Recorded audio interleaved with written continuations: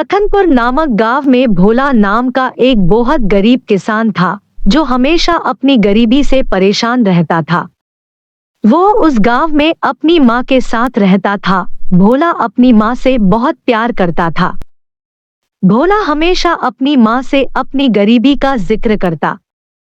माँ, हम लोग तो बहुत गरीब है। मेरे सारे दोस्त बहुत मालदार है। पता नहीं हम कब मालदार होंगे और हमारी गरीबी कब दूर होगी। बेटा, हमेशा ईमानदार रहो और कभी किसी का बुरा मत करो। ईश्वर सभी को सही समय पर सब कुछ देते हैं। हमारी गरीबी भी भगवान सही समय आने पर दूर करेंगे। भोला बहुत ही सीधा था और हमेशा उसके दोस्त उसे देखकर उसका मजाक बनाते थे। अरे किधर जा रहे हो गरीब भोले, हमें भी अपने साथ ले चलो। एक दिन उसने एक सपना देखा कि उसके घर पे अचानक सोने के सिक्कों की बारिश हो रही है। वह इस सपने के बारे में अपने दोस्त रामू को बताने उसके पास जाता है और रामू से कहता है, रामू, रात मैंने सपने में अपने घर पर सोने के सिक्कों की बारिश होते हुए देखी है। रामू उसकी बात का मजाक उड़ाते हुए कहता है, हाँ, रात मुझे भी सपना आया था कि तुम्हारे खेत में से सोने के सिक्कों का घड़ा निकलता है और वो मुझे मिलता है। और रामू ये बात बोलकर हंसता हुआ वहां से चला जाता है। अगले दिन भोला अपने खेत में रोज की भांति हल चला रहा था।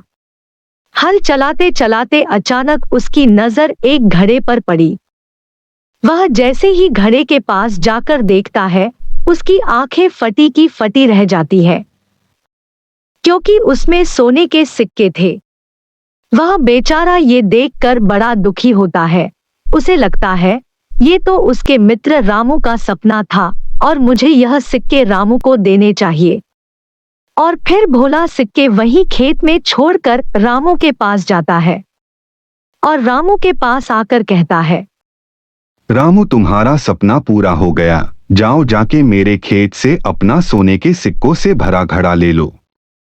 रामू से यह बात कहकर भोला अपने घर की ओर चला जाता है और अपने सपने के पूरे होने का इंतजार करता है।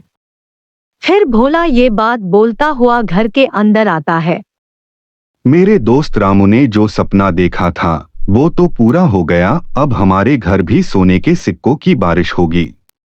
भोला की यह बात सुनकर उसकी माँ परेशान होकर उससे कहती है, भोला, क्या तू सचमुच भोला ही है? क्या भला कभी सोने की बारिश भी होती है?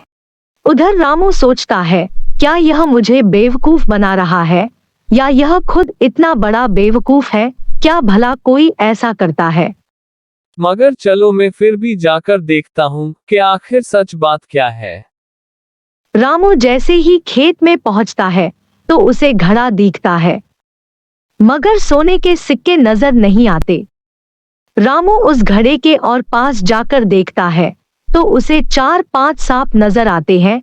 वो यह देखकर घबरा जाता है और कहता है, मुझे लगता है इस घड़े में कोई सोने के सिक्के नहीं है, बल्कि भोला ने मुझे नुकसान पहुंचाने के लिए खुद ये घड़ा यहाँ रखा है और अब भोला मुझसे झूठ बोलकर गया है। और फिर रामू सोचता है, आज रात में भोला के घर जाऊंगा और ये सांपों से भरा घड़ा भोला के ऊपर पलट दूंगा। और उसी रात रामू सांपों से भरा घड़ा लेकर भोला के घर की तरफ जाता है और भोला की छत पर चढ़ के देखता है कि नीचे भोला और भोला की माँ सो रहे हैं। रामू ने घड़े का ढक्कन हटाया और सांपों से भरा घड़ा पूरा भोला के ऊपर पलट देता है और फिर अचानक भोला के ऊपर सोने के सिक्कों की बारिश होने लगती है। और इस सोने के सिक्कों की बारिश के साथ साथ भोला के सारे सपने भी पूरे हुए और उसे सब्र का फल मिला और वो सारे सोने के सिक्के भी भोला के हुए। भोला की माँ भी बहुत खुश थी क्योंकि अब उन दोनों की गरीबी भी दूर हो जाएगी। रामू को बुरे व्यवहार का दंड मिला।